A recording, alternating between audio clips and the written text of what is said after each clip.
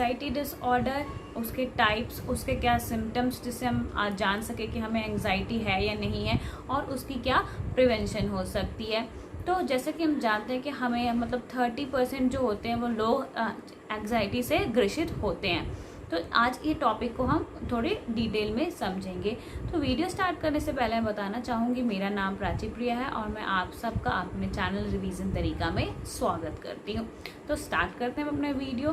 तो एंग्जाइटी क्या होती है? एंग्जाइटी एक मेंटल हेल्थ डिसऑर्डर है जो कि हमारी फीलिंग्स, जैसे किसी भी चीज़ को देख के हम थोड़ा घबरा जाते हैं या उस चीज़ से हमें थोड़ा डर लगता है या कुछ चिंता वाली बात होती है तो हमें एंग्जाइटी हो जाती है। जैसे कि अगर आपको जैसे कि आपको पता है कि आपका रिजल्ट आने वाला है, तो रिजल्ट के टाइम जो थोड़ी बहुत घबराहट होती है, तो वो घबराहट भी क्या होती है? एंग्जाइटी होती है।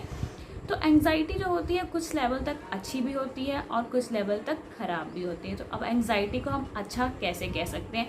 जैसे कि आप स्टूडेंट को पेपर देना है एग्ज़ाम में, तो उस टाइम जो घबराहट हो रही होती है उसे हम एंग्जाइटी, गुड एंग्जाइटी कह सकते हैं। इसलिए उसे हम गुड एंग्जाइटी कह सकते हैं कि ताकि जो है वो अपना पेपर में बहुत अच्छा परफॉर्म करे, या हम कह सकते हैं एक माइंड पे प्रेशर बनता है जिस वजह से हम क्या कर सकते हैं, अपना जो भी हम परफॉर्म हम करने वाले हैं उसको हम बहुत ही ईजी और बहुत ही अच्छे तरीके से परफॉर्म कर सकते हैं। तो कुछ जो लो लेवल तक होती है एंग्जाइटी वो बिल्कुल ठीक होती है, पर जो एंग्जाइटी जो मतलब जिसका कोई मतलब पैर हाथ नहीं है, अगर उस मैटर पे अगर हम एंग्जाइटी फील करते हैं तो ये हमारे लिए एक डिसऑर्डर की तरह काम करता है, जो कि हमें टाइम के साथ हमारे डे टू डे लाइफ, हमारे करियर सब पे इम्पैक्ट डालना शुरू कर देता है।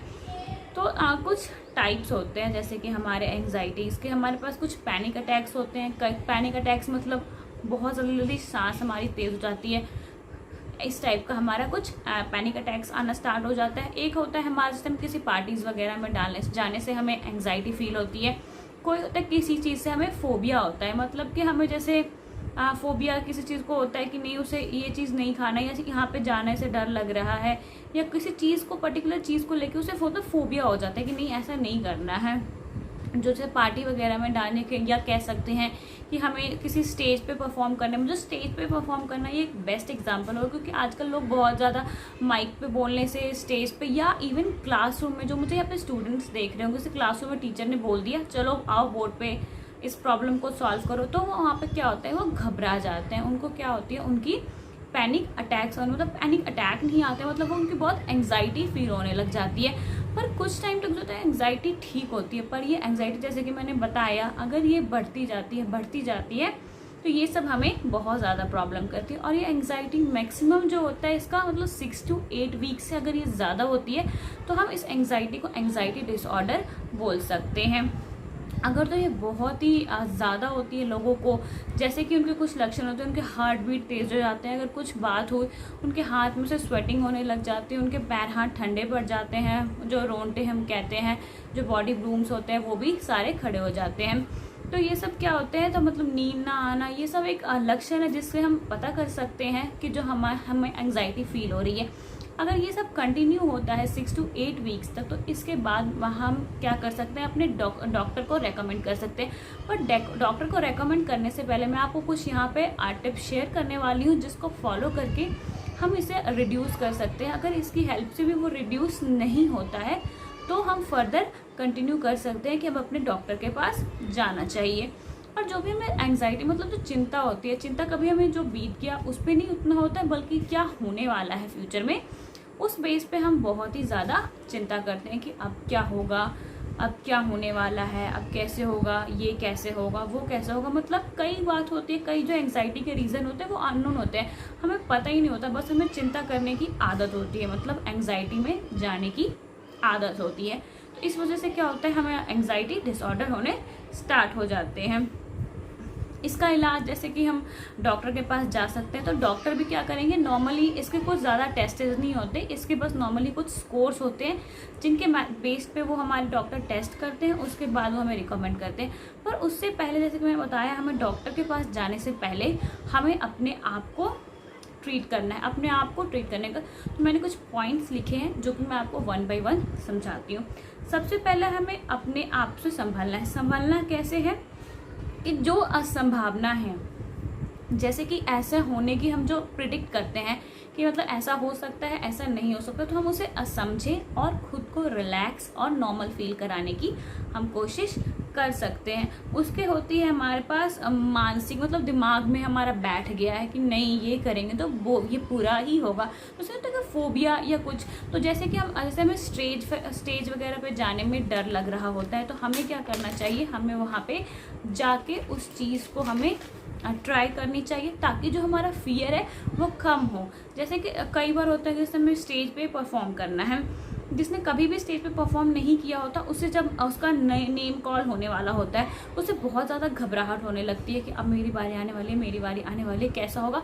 वही बंदा जब वो परफॉर्म करके आ जाता है और उसको बहुत ज़्यादा क्लैपिंग के साथ उसको अप्रिशिएट किया जाता है, तो उसको बहुत ज़्यादा हिम्मत आती है। तो जब उसे नेक्स्ट टाइम स्टेज पे बुलाया जाता है, तो उसे वो एंग्जाइटी वाली फीलिंग नहीं आ रही होती है।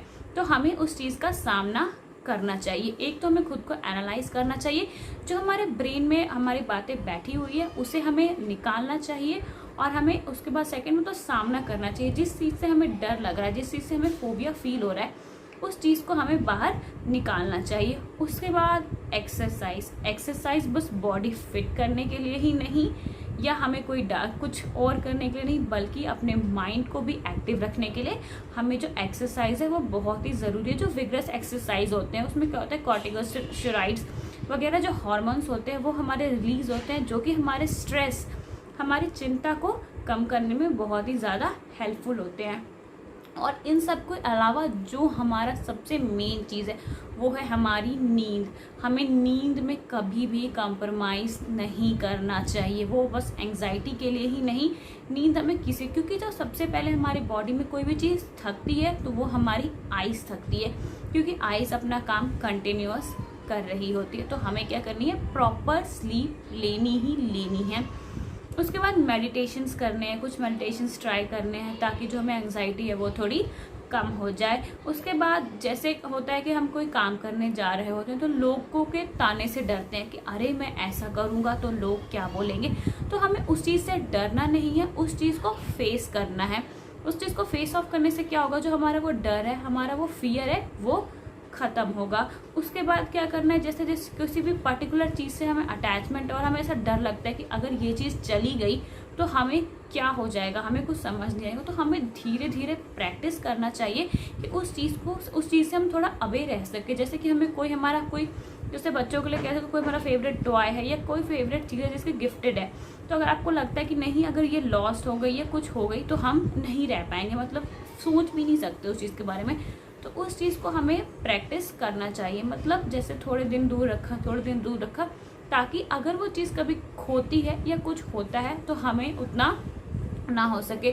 इसे normal day to day life में समझने के लिए, जैसे हमें अपने फैमिली मेम्बर्स में या कहीं पे भी हमारा कोई बहुत क्लोज है, जो कि जिससे हम बहुत ही ज़्यादा, जो कि हमारे लिए लविंगली इंसान है, तो उस इंसान को खोने से हम डरते हैं। तो हमें उस लेवल तक सोचना होगा कि हमारा जो लाइफ साइकिल है वो तो होगा ही होगा। तो उस चीज़ से पहले सोच के उस चीज़ के लिए मेंटली प्रिपेयर होना बहुत ज़्यादा ज़रूरी होता है। उसके बाद क्या करना है, जैसे कि नॉर्मल मैंने बता दिया लोगों के लिए, उसके बाद हमें स्ट्रॉन्ग बनाना है खुद को, strong in a positive way. मतलब ये नहीं कि ये ऐसा कर दिया तो हाँ तो क्या होगा। एंग्जाइटी ज़रूरी है, जैसा कि मैंने बताया, बिल्कुल ही लो लेवल पर हमें उसका कोई भी ज़्यादा कुछ नहीं करना कि ताकि वो हमें इम्पैक्ट करे। हमें अपने आप को पॉजिटिव बनाना है, पॉजिटिव और स्ट्रॉन्ग बनाना है कि किसी भी सिचुएशन में हम अपने आप को संभाल सके। ये नहीं कि कोई सिचुएशन सुनी बेहोश, ऐसा कुछ नहीं करना है। हमें अपने आप को इस लेवल तक स्ट्रॉन्ग करना है कि हम कोई भी न्यूज़ को सुन सके तो ये नहीं कि हमारे माइंड पे वो बहुत ही ज़्यादा इम्पैक्ट डाल दे। हमें उस चीज़ को सुन के आराम से माइंड को रिलैक्स रख के उस चीज़ का क्या सोल्यूशन हो सकता है, क्या रास्ता निकल सकता है, हमें वो चीज़ों का ध्यान रखना चाहिए।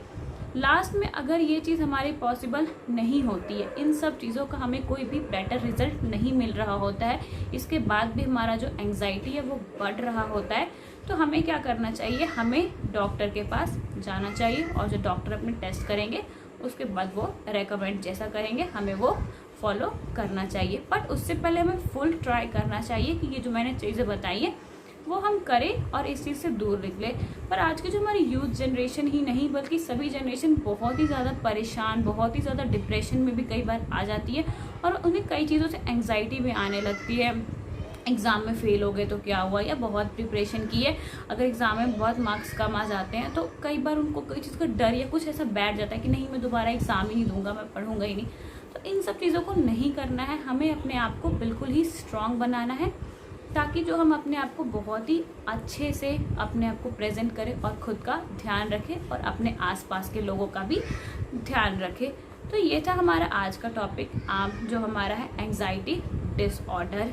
तो अगर आपको मेरी आज की वीडियो अच्छी लगी तो मेरे चैनल को सब्सक्राइब करना बिल्कुल ना भूलें और लाइक के साथ एक कमेंट ज़रूर करें ताकि मुझे एप्रिसिएशन और आप लोगों का बहुत ज़्यादा सपोर्ट मिलता है तो मुझे अच्छा लगता है। तो तब तक के लिए थैंक यू, मिलते हैं अगले वीडियो में, बाय।